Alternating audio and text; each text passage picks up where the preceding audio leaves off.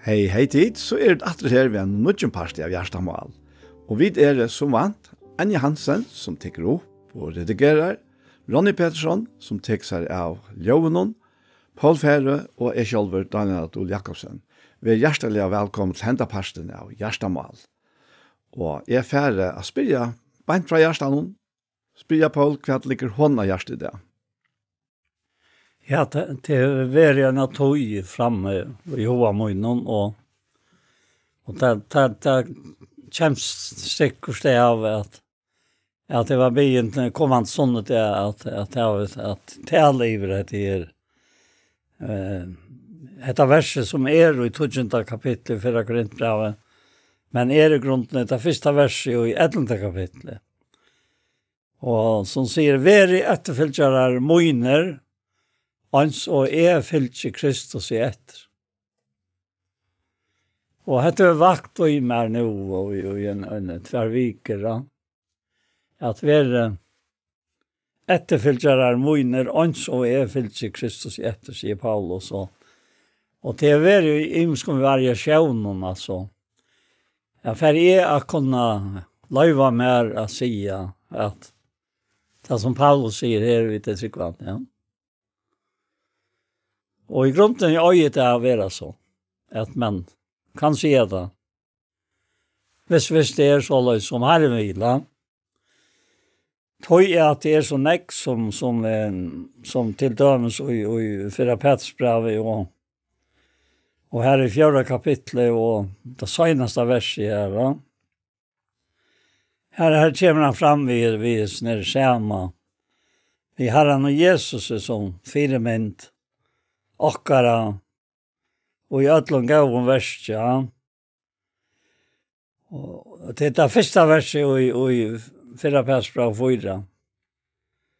At ta inn og Kristus er lie og i halten om, så kommer det til, skulle øysene tid vapna tikkum, vi sama sinna deg.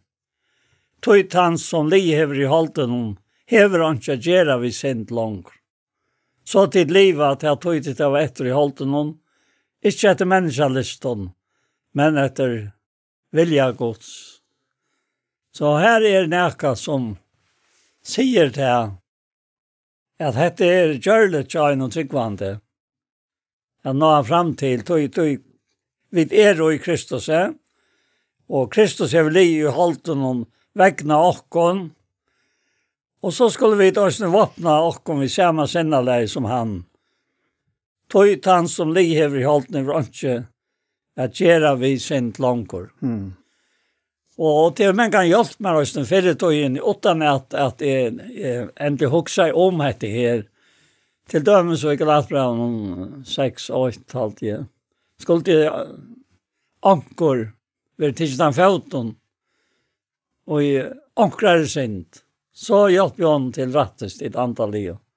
Vi spekvårs antan, men ansett etter at du ikke selv vil tolkaver. Ansett. Ja.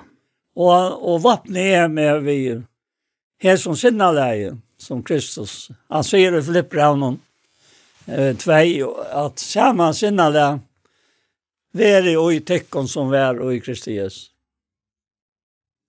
Akkurat. Og du finner atter og atter dette samme om atter som han så er. Og det er nekka helt underfullt avvirket det her inne i sal og sinne. Og så særlig at det som jeg også med å begynne vi med samband med det er jo i 17. Timotheusbrevet.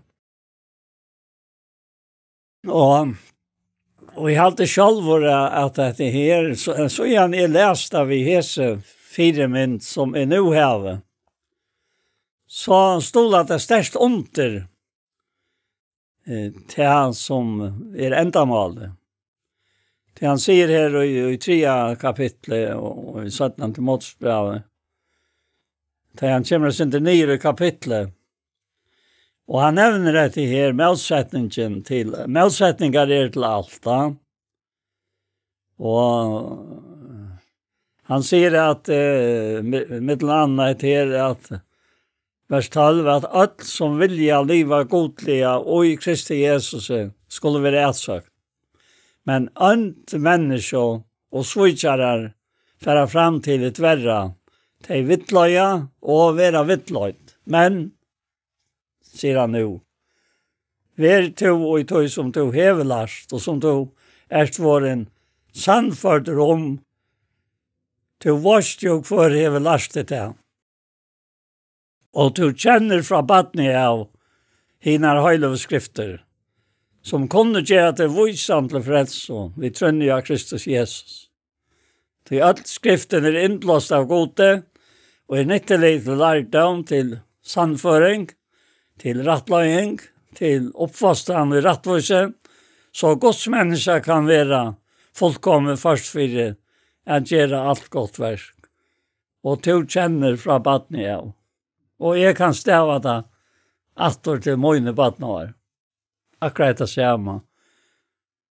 Tog at til dømes at kjønneleg mynd av Kristus og samkomne. Nævren ombord Kristus og konan ombord alle samkomne. Og i akkurat høyme at Tofton her var det førstfatter i 38 og i februar, og så kommer Ottmar og i 4. og i desember, så det ble så nesten 3 år mitt nok. Og så kommer en døyfett og dronker under krøynen, 42, 43, og da vi lukket som berger at vite, når kom alt, altså, et lag som man skal si. Og for jeg jo i 43, så jeg jo 5 år, og Ottmar han så 3 år, og Ottmar har sinna leia pappa, og jeg sinna leia mamma, og alltid at hesen her drongren kom, så kom ikke en bort atter, Eifen kom i 46, og så det systeren Elisabeth, etla Lissan, hon kom i 48, så det ble vi her, Ottmar og så Eifen og Elisabeth, etla Lissan. Ja. Så jeg tror at det ble så mye når jeg var i midtelen, at da jeg vidt for til havner, han har gengit promenere, og jeg lærer mala, og var nek bostor. Så var det teipet som var etter høyma. Får du bare til havner sennastan? Ja, det ble jo, Ottmar lærte så kjøtt, og han var så donalier, og jeg minnes at han var vikar her av Tofton, han som kjøttene i havnakaveren og i søgne tøy. Har ikke hørt godt? Nei. Nei. Og en annen lærere. Fabian var lærer i Svøyne. Han dirigenten som her havnet. Han hatt hun. Ja, det hatt hun. Ja, Olaur hatt hun. Olaur, han var lærere her. Og som her var det så løs at jeg halte ikke jeg var nærmere. Det halte ikke. Kanskje sippe, kanskje ikke sippe jeg lykke av. Jeg halte ikke. og Ottmar til han var alt en kjølfølge. Han tog i alt. Og så at han sa til Ojonen, Olav Rathjon, at han gav honom rockner stikker som han hei tidsi av lærereksamina, og gav honom så rockner stikker som han hei tidsi eksamina vi, som lærare.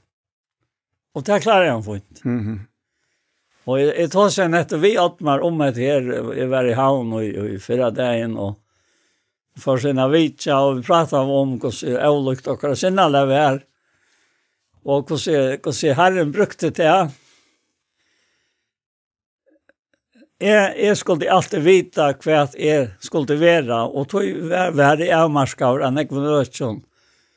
Og Ottmar var ikke avmarskaver av Nøkronøsjon av mamma, men jeg var. Så jeg skulle minnes hva jeg skulle være, og han skulle bliva til som han skulle være. Og det var det som jeg tror jeg etter å være. Jeg var lagt ned, ja.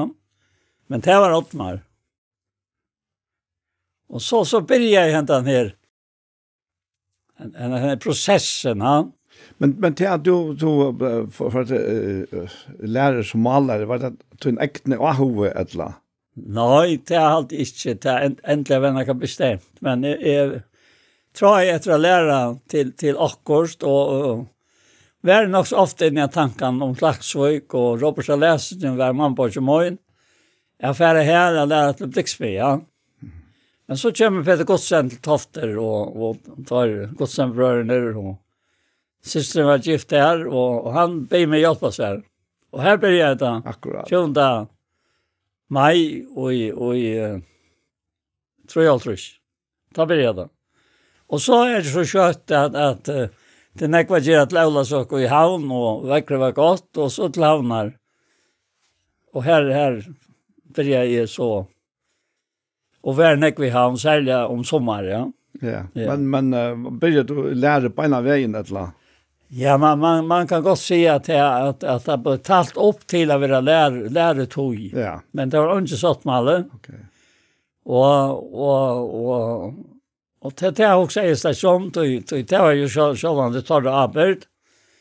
Og så til jeg var livet 20. mai og Kjell, tror jeg, så før det slags skal skjemme det, og flytte ut kommunen her. Og så måtte det skunde seg å gjøre en sottmaler, for jeg får meg inn av den første tekniske delskolen som var og i gamla Farjabanka, oppe i loften her. Og syska har vært han som løt i skolen. Altså her i havn? Og i havn. Ja, nettopp. Ja. Men under hessen oppvokster så kom dette her fram at jeg kom så sant fire med. Tog at det var ikke plass i skolen, så vi ble bare kortet inn i en annan flokk, altså. Det var 4 klasser, så dette var en annen flokk.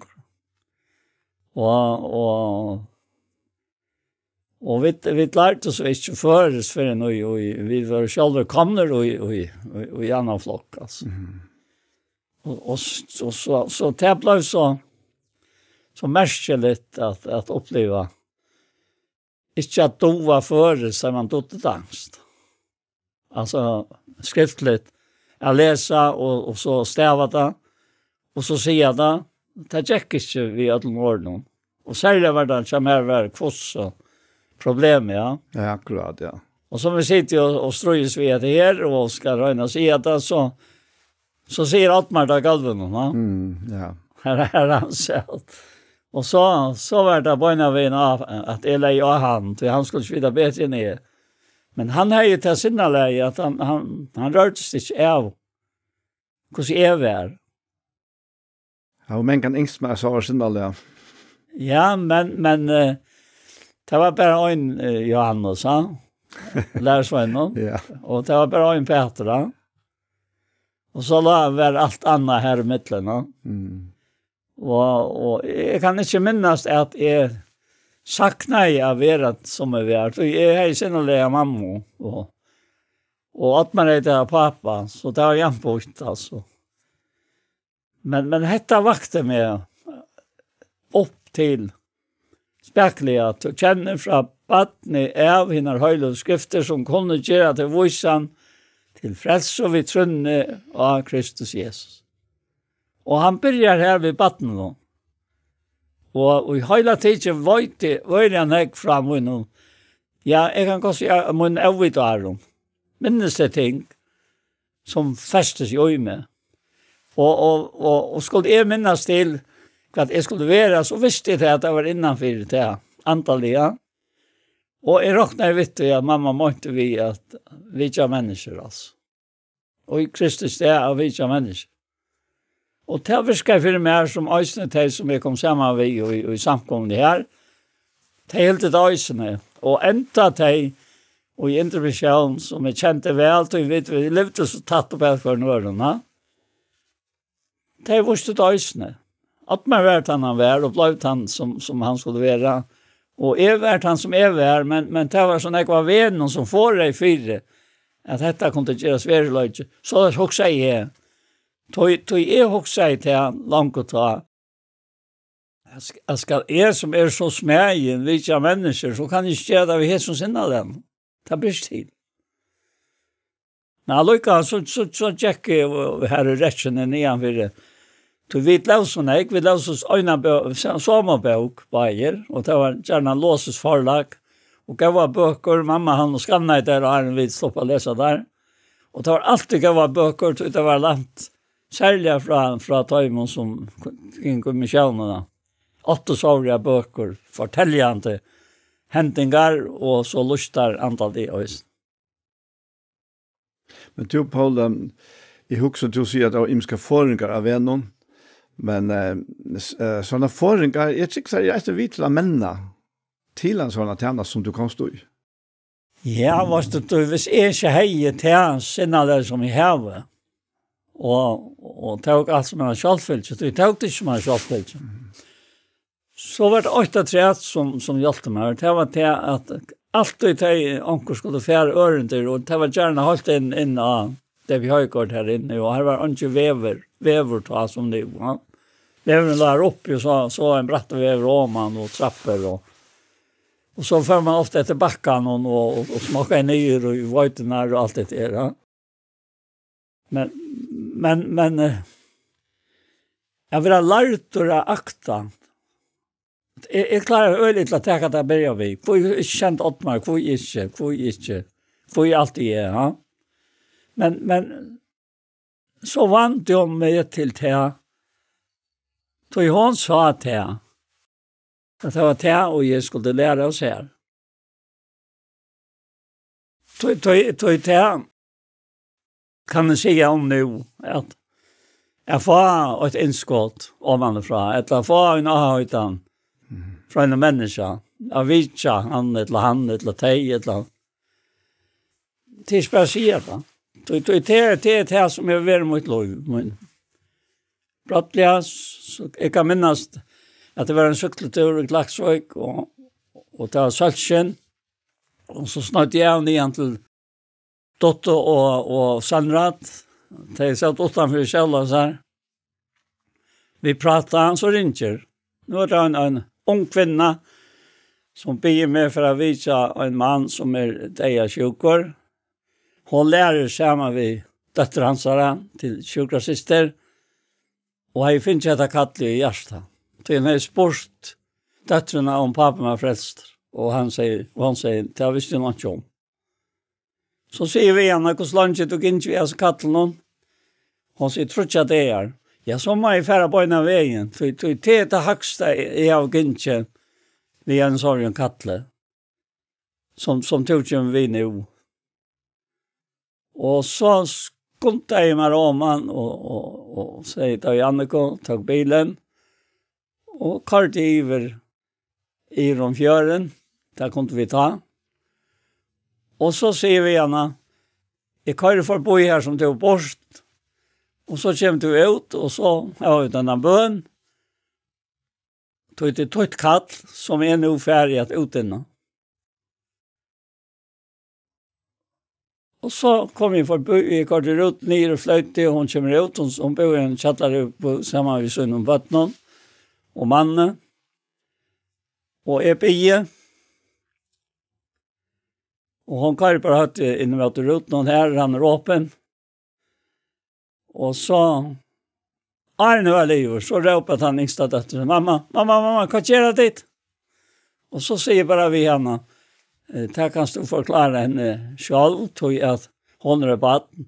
Jeg begynte langt som baden. Jeg kjenner dette kattelet som tog kommer vi til morgen.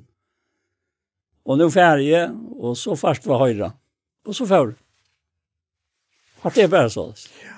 Bare for jeg tenker, hvis det virker til at du får bøyen, ja. Akkurat, ja. Og hvis du ikke øyer at det her, og du helder at det hastar ikke, ja, så kan du ikke bruke stelta. Så det hastar. Ja. Ja. Ja, men jeg tenkte på, nå bakker jeg sånn og her, du sier at første vers, det hørte til, som sørste vers i kapittel 20, for Korinta. Så prøver jeg så å bakke at til det verset, for jeg sørste hva du til sier, da. Ja. Og til sier at så leis røyn i eisen i øtlån at være øtlån til viltar. Ja. Og så ikke til som sjølven til gagnen, men til som hinner mange til gagnen, for at de kunne være frelst. Og så sier han, vær etterfylgjere måneder, enn så er fylgjer Kristus i etter. Ja. Och han säger här, så tänker inte långt här upp i det 12:e kapitlet här, så säger han att ja, andra kvart tid du eller dräcka eller kvart tid gera, så ger allt god till dåd, vi är omgått till astöjd, kvart jöt och grickon, ettla samkomgods. Och vi fylgja mun, jag fylgja Kristi etter. Jag huxar att Paulus huxar kanske två ting i snär. Alltså kvar i berget här är jag fylgja hon etter, men inte utom till marsk kvar han fylgja Kristus etter. Och nu var han en Kristus efterfylgare av August Nye kan man säga. Verliga, men han säger ena jag vet inte om det är sagt något Korint 5 att det måste huxa anna om han en test det sucke av honom. Ja. Det passar. Ja. Det säger han här. Men akkurat det han säger efterfylgja munner till jag så ölla störst. Jag har säkert sagt det om du för här att ta var inkre ett kapitel att du där in Paulus av är så stor ute att du blir on fylgja där efter, men hemlighet ligger så i hästen här. En så är fylgja Kristus efter. Ja, just det här och i 12 kapitlen och i 17 Korinther och kämta för att vi det tar sända på i stärk Kristus. Ja. Som det var god i amen till vi också. Och vi ber ju i stärk Kristus har vi satt vi god. Så nettopp tar kapitlarna 4 och 5 tar omtala att öliga göttla. Och ösnet här vi inte med samma ut i 4 kapitlet. Och så skiftar han iver från 4 kapitlet till 5 kapitlet till att säga tog er vet alltid horest. Och vita. Alltså vi vet det. Det är sagt i samband med vad vi är och August Nye och i Kristus. Och i Kristus är det vi sände på och i steg hans här. Och inte det som kan gå över för han som var en annan röntandrångor. För en förrättning eller vad det nu är. Akkurat, ja. Och till här och i hända att missionen ligger då. Som är nämnt det här och i Timoteus brev. Alltså det är småvis.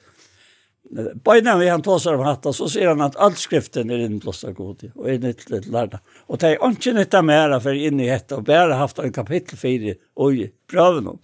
Tog är man färra och i all brövene för jag får stål till det imiska som heter imiska männen skriva och som skriver bröven. Till inspirationen var torre inspiration från Gode och hon är inte lojka så att hon havast ämne är allt det samma. Och tog är ju så hotigen avvis ner och i Timoteus brev som är nämnt det. Och det är det som jag tänkte att läsa. Ja. Nu och i samband vi hade här vi skulle i grunden jag att läsa skriften som är nämnt det. Och i början och så har syndra sig att ösnet tog jag att och i häsen här första kapitlet ja och i 17 breven ja det är i 17 breven han vet rätta. Då han säger till han att elementer om trunna som utar är och som först bor ju Lois om ett öjne och jag har nytt kom över till öjne trick som inte bäst öjte är det våströj om bor där vi så kommer han till att det här som ska till fyra att göra värste till nöjegavan. Ja, akkurat, ja. Vi vet att den stora nöjegavan är av ett lov i Kristi Jesu Herre åkara. Det säger han. Till av ett lov. Men så är det som det var ära nöjegavar att han har vitt av en av ett lov. Här gör. Och här säger han så till han.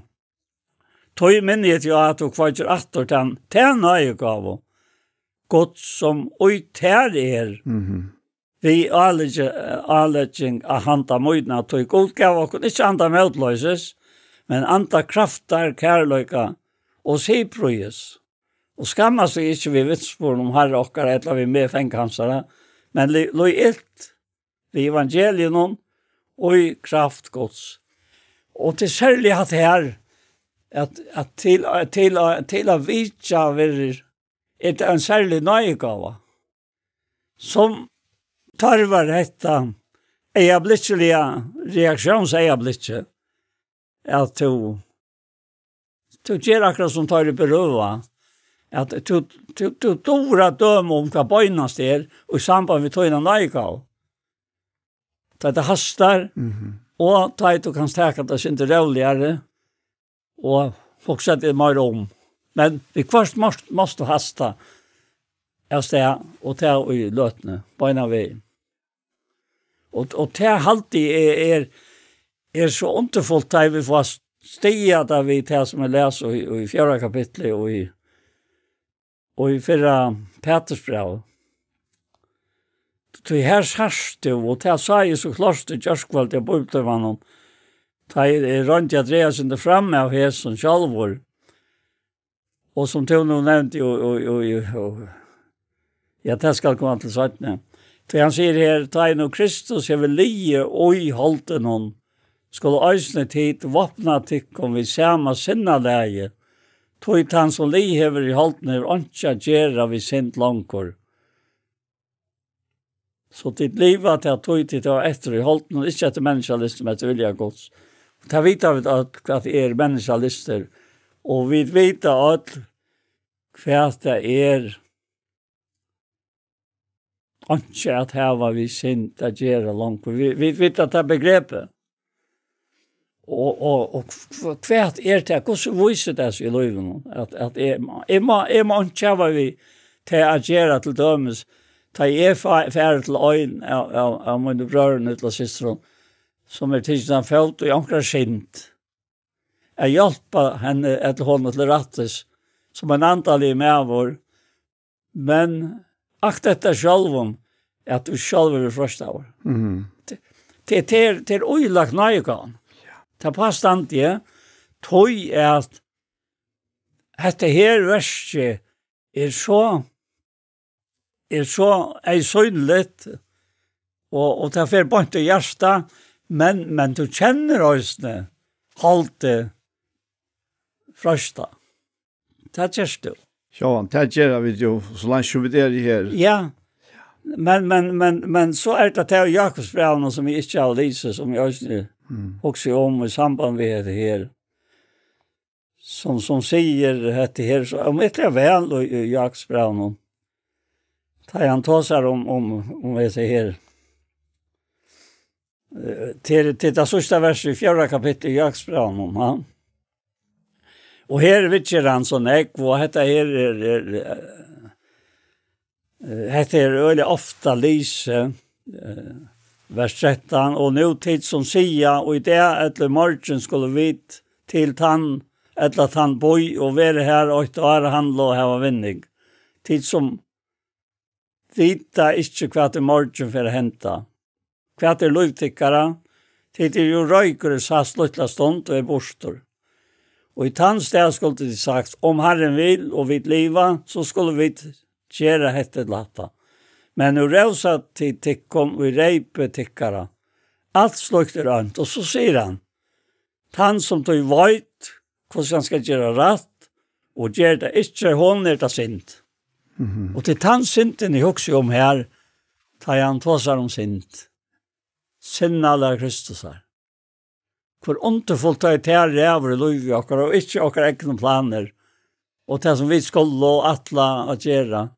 Men sinnale hansara gjør at jeg vet hvordan jeg skal gjøre rett, og gjør det. For annars er det sint. Ja. Jeg husker her at det er alt en større heilt da. Ja. Og det som han så omtaler her, eisen er nå, og brøvene er ganske særlig, er så øyla kortfattet, ja. Det er så øyla nek som skal sies, vi så øyla favon åren, og i mån til ta og folk sitter og prater og forklarer, du sitter kanskje til undervisning i en tøyme eller akkurat, og kan sette spurninger i midtelen og alt mulig, da. Så dette her man kan si stedfestinger, kunngjøringer, og det er øyla stort året. Og det er så huksi om til å lese sammenhengen her, at nå tid som sier i det eller morgen færre vil tanne eller tanne boi og være her et år handla og hava vinning. Tid som vet ikke hva det morgen for henta, hva det er løytikkere, tid er jo røyker i sattlytla stund og er så borster ut hans det skulle til sagt om Herre vil og vil liva. Her faktisk viser han og ikke bare enkelte hentingar, som det kan lova så lest i her, men en løsholdning. Altså, ta hukse med Og jeg kan bare huske med. Jeg kan ikke huske om noen annen person. Så jeg husker med i morgen, et la fram etter, og jeg legger planer, og som tryggvandig, fullkomna leiser av at hava til vi og i mentene, ja, men hver Herren og hesten her, ja. Og så lever vi bare til ut da. Og så sier han her at, jeg sier det ikke noe mer etter, da han tar to verst, at du eier av Herren vi og i mentene her, men du gjør det ikke. Så vil det synda, og hva så til, kan du spørre i her for noen her, og her kan du så si at det blir det enda faktisk vi at det virkelig synd. Men synd mest jo at færre vi syne av malen, og først vi syne av malen, ja, men det jo virkelig synd. Man jo nesten hova spyrir hva fra i Jørskvald, ja. Du det bare at han ta bolten akkurat ikke fer inna, og det synd. Det tøtningen av synd, ja. At ikke reka målet, ja. Og ta så færre, altså, jeg kan alltid tenke med her, jeg føler virkelig noe avbyrd, at jeg føler virkelig jeg finner ikke sånn jeg fra herren om, at jeg kan ikke råkna meg til, ikke råkna han vi. Ikke ha han vi ui tog som jeg gjør. Og dette kan jeg si for meg sjølvan, jeg kan ikke svære for de som ikke har så mye erfaring og så mye oppleving som jeg har, men han taler til min her, det mest tydelig. Tog han som vet at gjør det rett, og gjør det ikke. Ja, men her tassmauren i det midten av oss, og godt når det er annet. Til Petter sier det, så hadde han brev at ikke profeter kommet fram av vilja mennesker. Nå drivder av heilig andan og tala av heiligere mennesker. Og vi vet hva Jesus sier, og så det tal og ardan for å ta loja, og bia ardan for. Vi vet han sier til som så underfullt at hoksa om at jeg skal be feiren, og han skal sende altsmannen, heilig andan.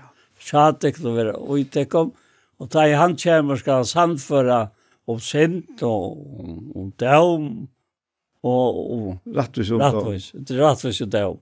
Om synd, tog det trykker seg med, om døm, nei, om rattvis, til flokkere. Tog jeg ferdig min, og tid så kommer ikke langer. Om døm, tog jeg hatt ingeniører, så hesten har mye dømt. Og den her underfull åpenbering som kommer fram og i hessen tekster som så kortfatt av. Anten vi gav tog i, arbeid jo ut der. Ja, det akkurat det. Og sangren sier, det antans rødt som sier.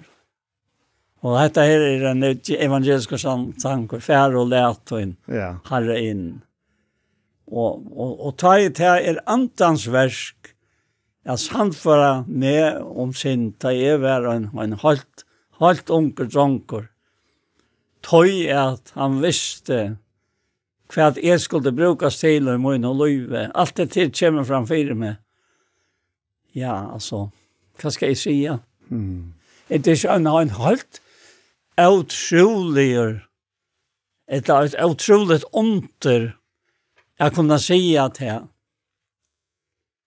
ikke har vi sint å gjøre. Tog han tog til alt å se og gav mer at han rettvise slatning som han ser med og i Kristus alt og kan ångkant og ikke så kommer jo noen. Selv om halte lompa med. Det bare så størst som det vi tar som at som mer og særlig nå i eldest og i sånn i skriftene at de årene kommer, de like med gang til grunter, så ender nødtjast høy innvarses mennesker mot det fra det i trångten av gang til grunter, visker mer og større iveflå, vi har fytling av dårlig. Også der tid. Hva gjør jeg til hatta? Det øyneste som han har gjort og i mer, ikke at det er skjønnelige for eier, men det er skjønnelige. Tog det er skjønnelige tøymelet, det er skjønnelige revet. Hva skal jeg si? Hvordan stand det i for hånden vi hes underfull andans vitan og andans løyve, andans frie, andans leie og andans nøgtsemme, alt oi mer. Altså. Ja, det vi också om Paul, jag nämnde ju Johanna, att det här jag har finns lov till att uppleva erfara från Herren, och så nämnde talsmannen. Och jag blev frälst som 11 år gammal, jag råkade härifrån i Gossöra, vi äger ta in i kammaren till Osvald Kjerpo och tackar för frälsna. Så kan jag kanske en 20 år. Og til en lengt tøy og en batten og ungdomsvar. Det ikke lengt tøy til å komme til alder som videre og nå. Kanskje sin lengt å hitje frem etter, men ikke det ikke alt etter det. Og jeg vil si at alle de årene, de 20 årene, kjente jeg ikke talsmannen. Jeg var unga løt jo var frelster, det var ikke ivig og ikke mer, og hugsa himmelen inn, ja, ta visste jeg, selv om degen alltid skapte rassel i munnen sinne, så visste jeg var ivrig som det, jeg får himmel, altså. Men det som jeg har bruk for det, og det som hjelpte meg, det var at han ble en nærværende pastor, og i munnen gjeransløyve, og i munnen daglige løyve, ja. Og her kan jeg slett ikke råse mer av noen som helst her.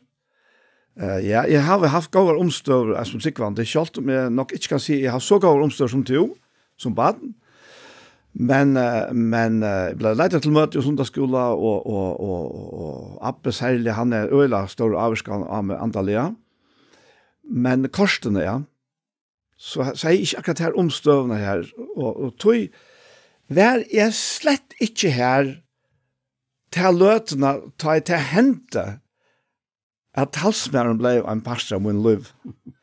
Og jeg må si her, som vi da siterer for, at Herren sier at jeg var funnet av Herren som ikke sakte meg. Jeg sakte ikke Herren ta jeg til hente. Jeg halte tår nesten si, jeg sakte alt annet. Og så kommer han her, og fytler mot liv i en sånn fytling av det himmelska, at det obeskrivelig. Det kan ikke løses vid åren. Han fytlingene. Men hon ble livsbrøytende for mot vi kommende. Og det er sikkert at hon ble for alt som få til erfaringene av at ja, vi har et liv her som kan vi er til himmels, men turen sjølver, veveren sjølver, til han som Jesus ønsker å slippe fytla. Og her fytlingen vi hele andan det søteste, det dyrebæreste vid eia. Og tog det bare å si atter om sjølvan, at vi har erfaring til her. Jeg ble omgående sammen atter, jeg ble nok omgående fullkommen her nere, til jeg rettelig i vårt rom, og kanskje så og i Kristus fullkommen, men ta i hukse om feriene, gangene, leiene her til, og ta det ett år som hever, jeg nevnte det her 4, og du har selv nevnt det, du har siteret det her ur Filippebraunen, og som før ofte fikk meg hukse, altså, ja, men hva nå lukkes som alt ganger ikke opp av lukka vel, og det her talte verset i Filippebraunen 2, ja, og her sier han, «Eins og tid du elsker må inn i alt jeg har vært løyen, så arbeid ikke best som ta i evert tjatikon. Men oppa til nekvmeire nu ikke tjatikon, vi øtte og bivan oppa frelsotikkere. Tog god han som virkar utik og bæra vilja og virka etter gåa vilja svennen.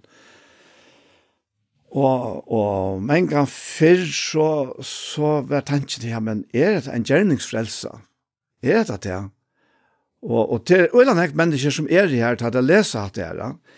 Men helt nylig, når jeg har nevnt av en kjente korsen her eisene, så gikk det opp for meg, ja, men til skjermanhenkeren vi til som han nevner frem han undan, han mener vi. Jeg vil arbeide på. Og ta det han sier her i vers 8, og hette, jeg vil si at dette her til tøytninger mest, og i løyvene til åkken som tryggvante, og affæren i heim. noen anmenning i Kristus, sier han, noen trøst kærleggans, noen samfunnet andans, noen hjertens gøsk og miskunn, altså etter forutsetningene, så gjør gleden min fullkomna, og hva så til? Jo, til semja stikker av middelen. Her var semja kærlega. Så må sal, så må troen, ikke gjøre strusjhoet, eller troen etter tomar i ære, men i eimjukleika rakna kvart anna hakre enn til kun sjálv, og ikke hava kvart sitt egna for eia, men eit og kvart eisne til som øren hører til, og i hese sammenheng sier han, sama sinnala vær jo i tikkun som vær i Kristi Jesu, at ta han vær en så god, rakna han ikke for rann av være jaunløgje gods. Nei, altså sjálvun sier han undan tog. Og jeg vet ikke hva man kjever det her til luttene her, ta du gjør det av det sjálvun, da.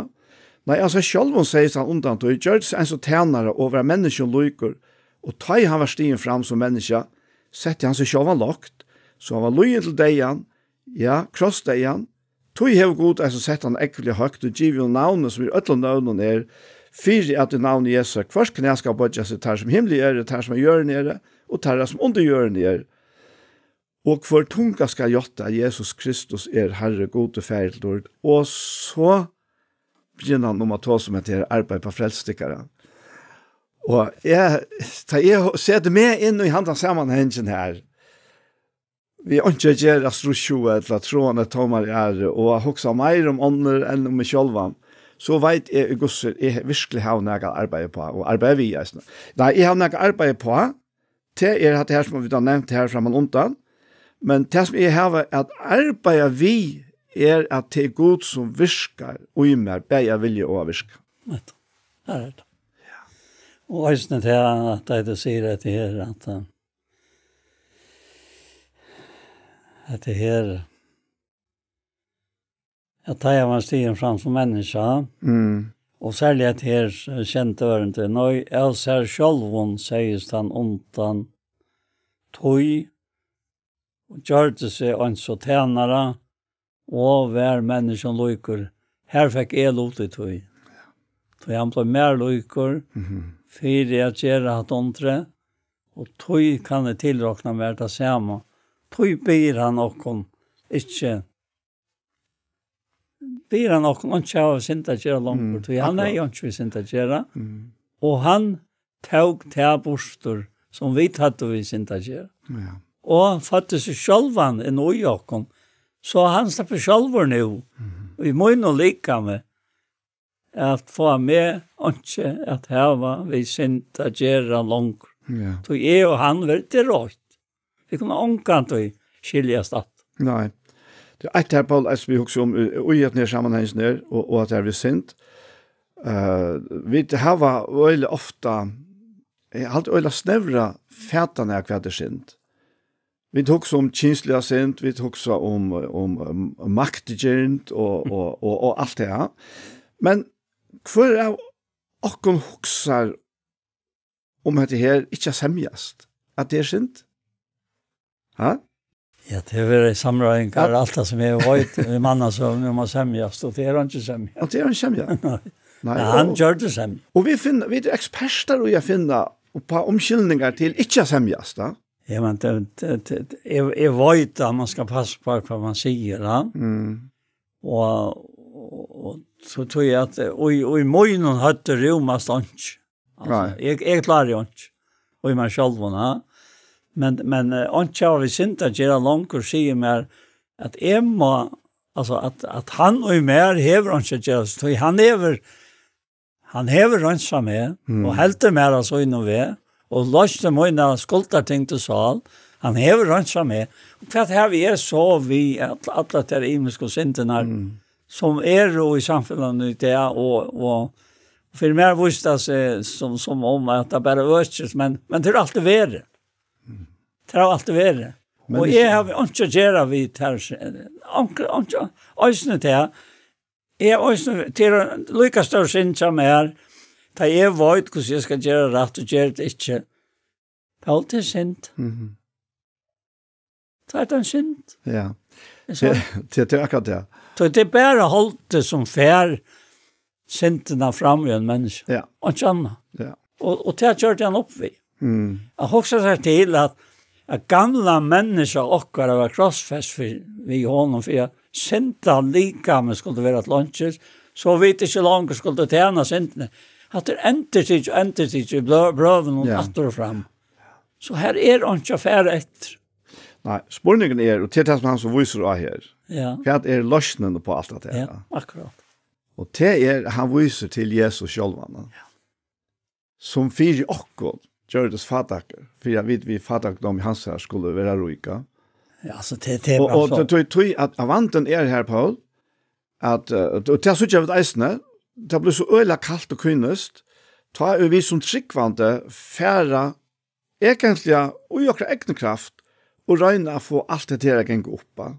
Det är gånger. Så det gonger ikke. Nej. Du tar blivit det så øyla kaldt og kynnest. Det hever, det är uppgång. Det är i mer. Och jag ska bara löjva honom vid sin egna anta som talsmann mojnon att nöjta till likam som är i oj. Tog jag inte ut. Amen. Är främmande i min egna likam som en person. Han är mot loj. Och så glasbraunen att ta i Kristus loj och åpenberas skulle vi inte vara någon lojk, sier han Johannes, det vi skulle sitta som han är. Ja. Alltså, kvart är nu efter är mer?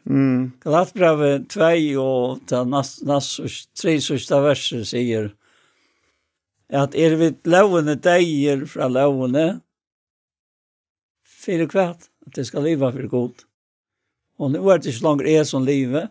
Kristus lever i mer och livet som är nu lever i halten någon.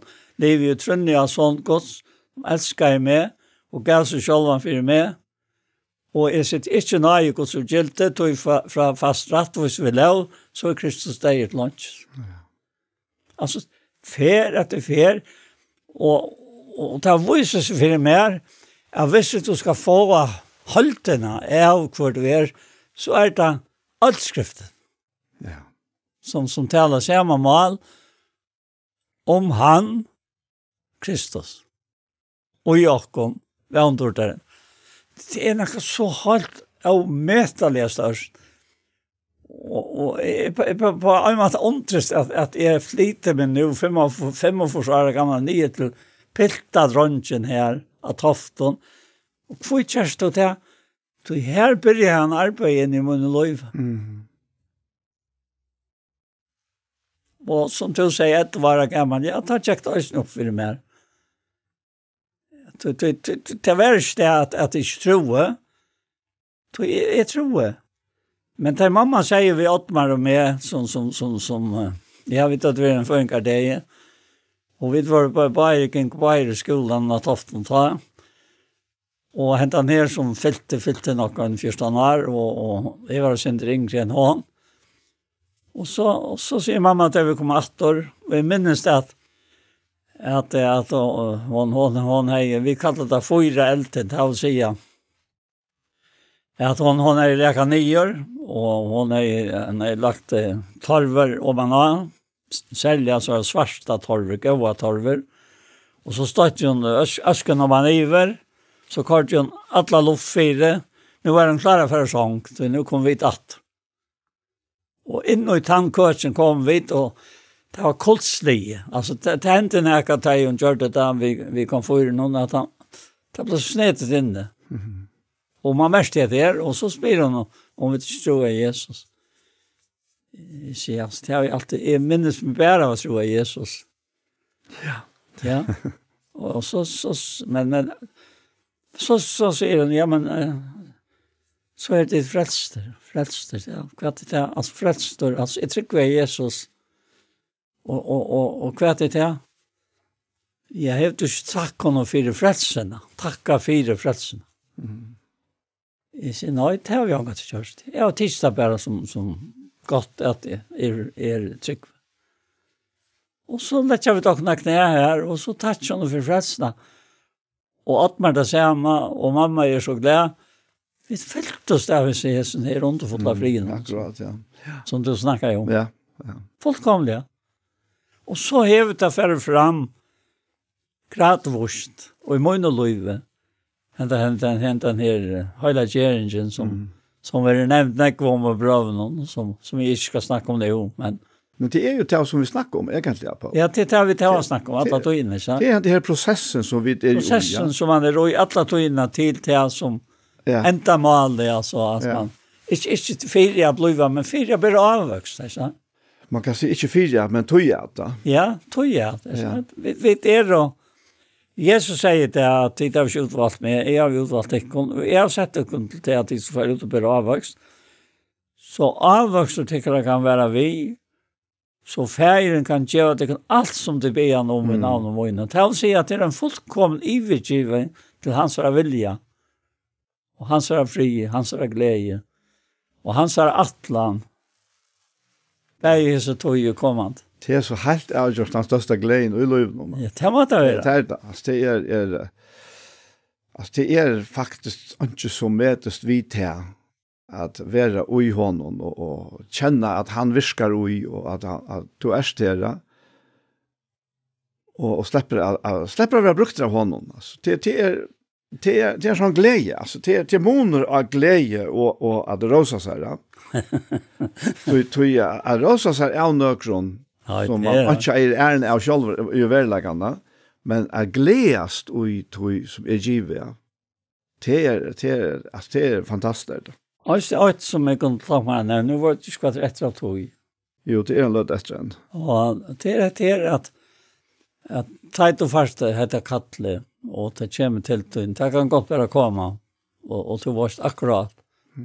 Och det kan komma således vandrat från över människorna.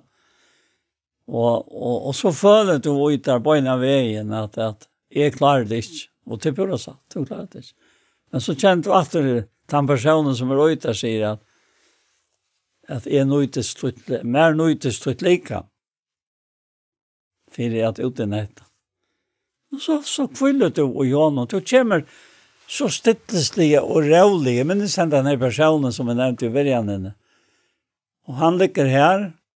Och här är näckfolk runt om han. Och så säger jag bara vid dig, utan att känna näkran, att är färdiga bya en av bön. Och så var inte han vaknar. Och så ska det ta sig vid han en löt och bya samma vid honom. Och så färdiga bya och hittar ner han. Och han vaknar i bön av vägen och långt till möjna. Akkurat som han kände mig. Jag är omgått i kände han, men jag visste vad han var likevel. Och så bär jag honom och hämtar bådskapen fram som Herren är givet mig. Och så är det i livet. Och Øystein tar jag kom om han heter Landskjøkrosten. Och så säger vi Herren till ofta så det säger och i till sløyka vidtjaner at du pleier å lete omkring jeg tar med nærmest vi utanför og beina vi i parker så råper en kvinna hei Paul, sier hun og hun fyllt seg nærer jeg sier så vi henne hva først du ikke ja? Så sier jeg til deg med over som så sjukker og så forklarer ja, men heter konan, sier hun og vi bare systrar och så ska jag färra vårt att mer om han spyr kvar han la han ska färra in tamve nej han är helt snärbyggt den här uppe att länka här gäng bara att någon så kommer vi till och nu kommer jag in i ett rum som är fullt av folk och så säger vi mannen att jag kommer efter morgon tack fullt allt ordentligt och jag kommer efter morgon och vi tar en bön samman. Och det kommer så fri i mig att det visste Herren är just ett verk. Så faltes det. Utan att affära spela näka i sportjans. Till nämnt Osvald där börjar vi. Osvald säger en av när det var det så till på frälsan. Det var på. Tryck var Jesus Kristus ska vara frälst. det bra, säger Osvald. Och det bästa boy som näkrande jag leva gör. Det är det bästa boy. Att vi trycker vad Jesus kan svara frälst. Och så kom jag att den efter och ta jag hade jag fortalt det för kors igen, ja. Jag vet så vi ska där för mig. Ja, synters, ja. Ja, och då var det en annan familj här som har vi sagt att man är kom med över och så för ut till dig. Till hans svävakrat ha och så kom jag åter. Och så för det bara bya till hans sväv. Och på en av vägen och han har det så rättna så gör han också för så säger mer till han, ja nu får jag lite gott. Det gör han mest. Så vet han och kan han lej på, hon har alltid hört detta för. Alltså. Ja, det är fantastiskt. Och så lunch som du har ute och så var det inte vi kan det jag alltid vi kan anka teater.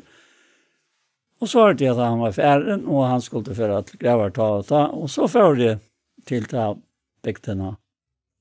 Han mötte ett höstkvalt här i samkommet att inte vara här. Och så får jag visa dessa familjerna. Och att in i här var det inte ändå jag vad jag ville höra. Så jag var såna människor på mer av lite göra för några. Men jag skulle nätt till en era göra för att se man det så det bara stil. Och så är det han näka som nu kommer jag uppgifter alltså. Så är löve att det finns. Ja. Det är snäka man hankriver och men så här vi ett gå att det glömmer så är det kött alltså.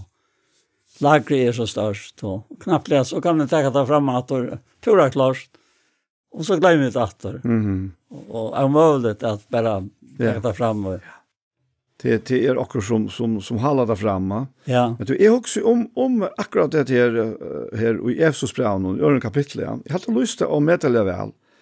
Og øyla kjent vers, «Tøy av nøye til frelst vid trygg, og til ikke av tykken sjølvån, til gavagods, ikke av verskon, for at ønske skal råsa seg.» Og så heter her, «Tøy vid smui hansara, skapte Kristi Jesus til gåversk, som god framan undan hever lagt til reier at vi skulle liv og utheimen. Og hatt det her kobler ordentlig på at her, det er god som virker utikon at vilje å virke. Och så det är han. Det är det som är det. Och han har gjort stockholm fullkomligt att vi ser. Ja. Han säger ju i bönnen eller han säger i bönnen och andra säger hämta bönnen till Jesus. Hon är hård. Hon är svär. Akkurat, ja. Att jag ber inte bäst för Jesus, alltså som tar vår då. Lärsvännen och hin och ötlån. Men för i ötlån tar som vi åren tar komma till tryckva med. Att det skulle vara åt och så är det åt vi till. Att det skulle vara åt vi åkon att sedan så heimren ska tryckva eller sanna att du har sänt mig. Alltså också det till bara han den här bönen. Ja, det är så fantastiskt. Tøy at det her løser okken og faktisk frelser okken fra at vi skal strujas vi själva frelsene. Det er slett her som vi da tås om det. Vi bare tås om det her det som er Guds atlan vi okken. Vet du, ja. Og for at så høves endamålet vi øtles ned, jo, det at nøyen kan breiast ut til testleire. Alla tøyna. Ja. Og vi så imensk, det finnes imenska nøygaver, men han brukar det. Släpper han att bruka det, så brukar han det. Ja, tack för det. Ja, själv tack. Ja. Kan jag kanske bli det på? Ja, gå ja. Gå färg i Jesu navn så prysar vi det här för att du är en så underfull papp. En så underfull färg. Ja, i verkligheten så är du fätanen av vad föräldrar är av kärleka. Av gaske, av omsorgen. Takk for fær at du sendte sånn til Jesus Kristus til å frelse oss fra synden okkar, Herre. Fra tog som halar mennesker nye, Herre. Takk deg, Jesus, for at du setter deg selv så lagt, Herre. for at du kunne teka okkom vi inn i tunna dårligt herre. Prysa vi det navn herre, og hesa tog, som ungen av okkom kjenner, som vi har etter her herre. Så det til eisen okkar innskje okkar troan, at du slipper at liva ui okkom. At du slipper at liva ut i okkom okkom herre. At henda her nøyen som du har vist okkom som kærleikjen, altså enn flere forlåt i Jesus. Takk for det, Herre Jesus. Takk for det hele andan. Takk for at vi ikke feirleis, hjelpersleis, slett på fjall her i heimen. Men du er tjo okken, og vi okken, og ui okken, Herre. Og i Jesu navn så velsigner vi land og folk okkara. Amen. Amen. Så var det som parten av hjertemål kom enda, og vi færre at takka for okken, og vi Anja Hansen, som teker opp og redigerer, Ronny Pettersson, som teker seg av Ljøvnen, Paul Fære og jeg selv, Daniel og Jakobsen. Tusen takk for Jesus. Og la meg legge til at parster hjertemål som her var vært, det kan du finne av YouTube, Iktus Sjønvars, på du leiter her.